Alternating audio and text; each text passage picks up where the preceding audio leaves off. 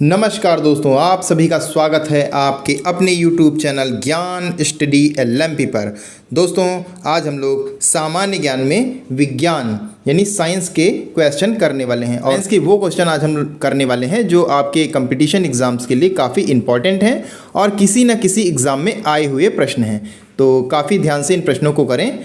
Science के top 25 question हम करने वाले हैं। तो आइए दोस्तों, आज की क्लास शुरू करते हैं। क्लास शुरू करने से पहले अगर आप चैनल पर पहली बार आए हैं तो चैनल को सब्सक्राइब कर लें, साथ में बेल आइकन को अंडर प्रेस कर लें जिससे अगली क्लास की जानकारी आपको मिल सके। तो अब दोस्तों आइए आज की क्लास शुरू करते हैं। आज का हमारा पहला प्रश्न है, सबसे बड़ी आँखें किस स्तनधारी प्राणी की होती हैं? हिरण, बाघ, भालू, गैंडा। तो सबसे बड़ी आँख वैसे तो दोस्तों शुतुरमुर्ग की होती हैं, लेकिन दिए गए ऑप्शनों में शुतुरमुर्ग नहीं दिया है तो हिरन यहाँ पर हमारा सही उत्तर हो जाएगा, यानी ए ऑप्शन हमारा सही हो जाता है। अगला प्रश्न है, आज कार्बन डाइऑक्साइड के उत्सर्जन में सर्वाधिक योगदान करने वाला देश है? चीन, संयुक्त राज्य America, Bharat, Australia. Carbon dioxide के उत्सर्जन में सर्वाधिक योगदान देने वाला देश संयुक्त राज्य अमेरिका है, तो यहाँ पर हमारा बी ऑप्शन सही हो जाएगा। विश्व में सबसे अधिक कार्बन डाइऑक्साइड गैस का उत्सर्जन करने वाला देश चीन है, जबकि सर्वाधिक प्रति व्यक्ति कार्बन डाइऑक्साइड गैस का उत्सर्जन करने वाला देश अमेरिका है, तो यहाँ पर हमारा बी ऑप्शन सही हो जाता है। आइए दोस्तों अगले प्रश्न पर चलते हैं। अगला दोस्तों प्रश्न है, साइटोलॉजी में किसका अध्ययन किया जाता है? बैक्टीरिया, फल, जनसंख्या, कोशिका। तो साइटोलॉजी में कोशिका का अध्ययन किया जाता है, तो यहाँ पर हमारा डी ऑप्शन सही हो जाता है। फलों के अध्ययन को पोमोलॉजी और जनसंख्या में डेमोलॉजी कहते हैं, तो यहाँ पर हमारा डी ऑप्शन सही हो जाता है। साइटोलॉजी में कोशिका का अध्ययन किया जाता है, तो डी ऑप्शन हमारा सही हो जाता है। अगला प्रश्न है, जंतु कोशिका के किस हिस्से को पावर हाउस कहते हैं? राइबोसोम, लाइसोसोम, माइटोकॉन्ड्रिया, और डी ऑप्शन है इनमें से कोई नहीं, तो ये इसका सही जवाब हो जाएगा माइटोकॉन्ड्रिया। तो यहाँ पर हमारा सी ऑप्शन सही हो जाएगा। जंतु कोशिका के माइटोकॉन्ड्रिया हिस्से को पावर हाउस कहते हैं, तो यहाँ पर हमारा सी ऑप्शन सही हो जाएगा। आइए दोस्तों अगले प्रश्न पर चलते हैं। अगला दोस्तों प्रश्न है, हमारे शरीर का सामान्य तापमान कितना होता है? 310 केल्विन, बी ऑप्शन में है 210 केल्विन, सी ऑप्शन में है 410 केल्विन और डी ऑप्शन में है 340 केल्विन। तो इसका सही उत्तर हो जाएगा 310 केल्विन, तो यहाँ पर हमारा ए ऑप्शन सही हो जाएगा। इसका सही मान की अगर हम बात करें तो ये होता है 310.15 केल्विन, ये दोस्तों इसका सही मान होता है। और अगर यही आपसे फ़ारेनहाइट में पूछा जाए तो ये हो जाता है 98.6 फ़ारेनहाइट, ये दोस्तों इसका मान होता है फ़ारेनहाइट में। और अगर डिग्री सेल्सियस में इसका मान पूछा जाए तो ये हो जाता है 37 डिग्री सेल्सियस, ये दोस्तों इसका मान हो जाता है डिग्री सेल्सियस में, तो इस प्रश्न का ए ऑप्शन सही हो जाता है। अगला प्रश्न है, हवा में ध्वनि की गति कितनी होती है? 329 मीटर पर सेकेंड, 331 मीटर पर सेकेंड, 231 मीटर पर सेकेंड, 300 मीटर प्रति सेकेंड। तो इसका सही उत्तर हो जाएगा 331 मीटर प्रति सेकेंड, यानी हमारा बी ऑप्शन सही हो जाता है। आइए दोस्तों अगले प्रश्न पर चलते हैं। अगला दोस्तों प्रश्न है, ब्रह्मांड में सबसे अधिक मात्रा में कौन सा तत्व पाया जाता है? Hydrogen, helium, oxygen, nitrogen. तो ब्रह्मांड में सर्वाधिक मात्रा में पाया जाने वाला तत्व हाइड्रोजन है, तो यहाँ पर हमारा ए ऑप्शन सही हो जाएगा। यहाँ पर अगर दोस्तों पृथ्वी में पूछा जाता है, यहाँ पे ब्रह्मांड में पूछा गया तो हाइड्रोजन हमारा जवाब हो जाएगा। अगर यहीं पर पृथ्वी पर पूछा गया होता तो पृथ्वी पर सबसे ज़्यादा पाए जाने वाला तत्व ऑक्सीजन हो जाएगा, तो पृथ्वी के लिए ऑक्सीजन सही जवाब हो जाएगा। और वहीं पर अगर पूछा जाए वायुमंडल में सबसे ज़्यादा कौन सा तत्व पाया जाता है तो वहाँ पर हमारा नाइट्रोजन हो जाएगा।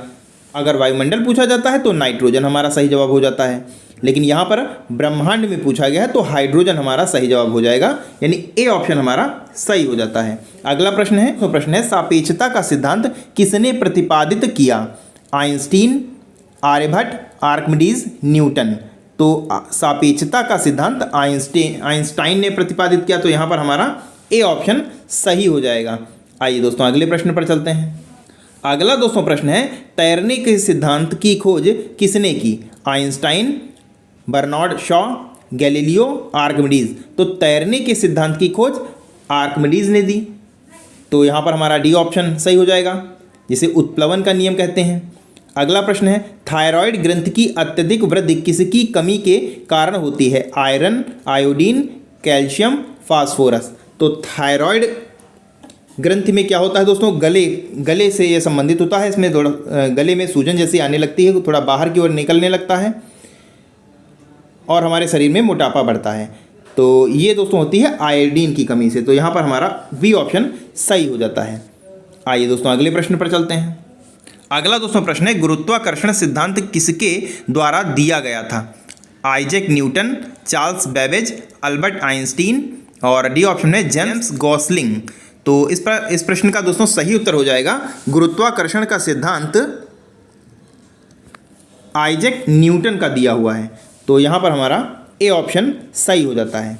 अगला प्रश्न है, पॉजिट्रॉन के आविष्कारक थे विलियम चाडविक, बी ऑप्शन में एंडरसन, सी ऑप्शन में रदरफोर्ड और डी ऑप्शन में चार्ल्स बेबेज। तो इस प्रश्न का दोस्तों सही उत्तर है, पॉजिट्रॉन का आविष्कारक है एंडरसन। तो यहाँ पर हमारा बी ऑप्शन सही हो जाता है। तो और पॉजिट्रॉन की बात की गई है, ये खोजी थी, इसका आविष्कार एंडरसन ने किया था। तो यहाँ पर हमारा बी ऑप्शन सही हो जाता है।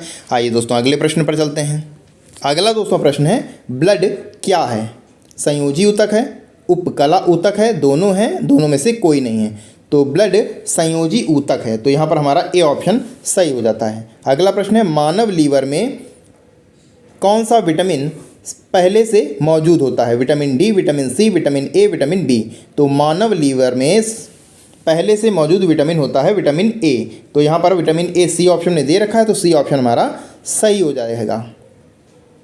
इस प्रश्न को दोस्तों थोड़ा घुमा के भी पूछा जा सकता है कि विटामिन ए मानव शरीर में पहले से कहाँ मौजूद होता है? तो हमारा जवाब हो जाएगा लीवर में। तो फिलहाल इस प्रश्न का सी ऑप्शन यानी विटामिन ए हमारा सही जवाब हो जाता है। आइए दोस्तों अगले प्रश्न पर चलते हैं। अगला दोस्तों प्रश्न है, अफीम के कौन से हिस्से में मॉर्फिन प्राप्त किया जाता है? जड़, फल आवरण, पत्ते, फूल। तो ये दोस्तों प्राप्त किया जाता है फल आवरण से। तो यहाँ पर हमारा बी ऑप्शन सही हो जाता है। अगला प्रश्न है, कार्य की इकाई क्या होती है? वाट, न्यूटन, जूल, इनमें से कोई नहीं। तो कार्य की इकाई होती है जूल। तो यहाँ पर हमारा सी ऑप्शन सही हो जाएगा। आइए दोस्तों अगले प्रश्न पर चलते हैं।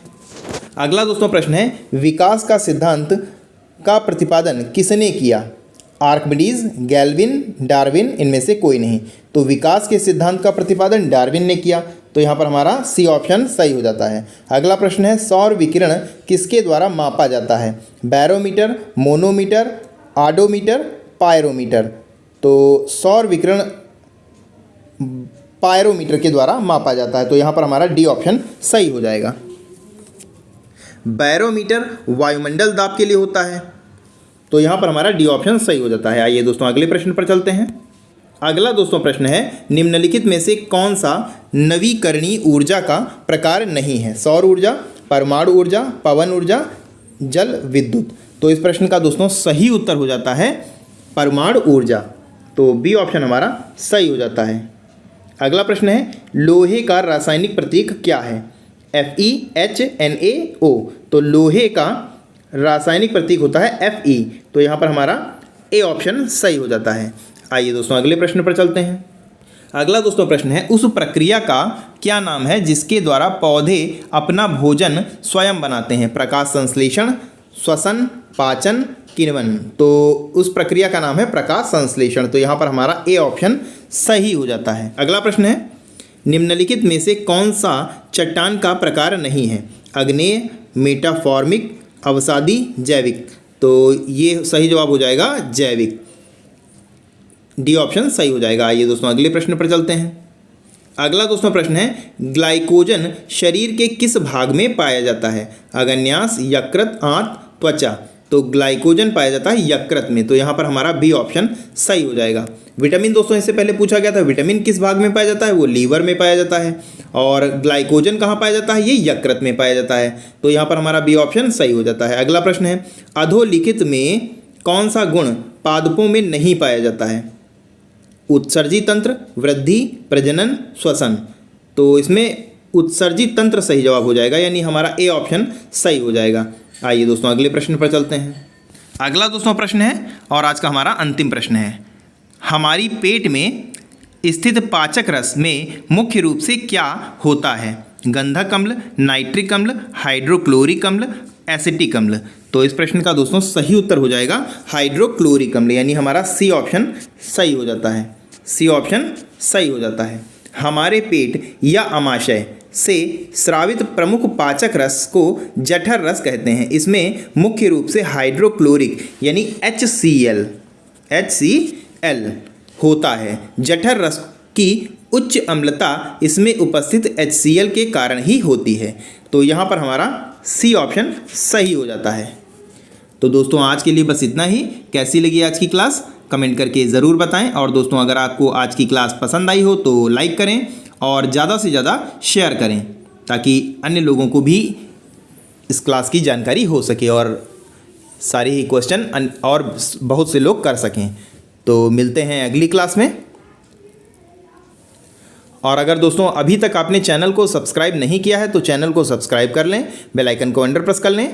तो मिलते हैं अगली क्लास में, तब तक के लिए नमस्कार, जय हिंद, जय भारत।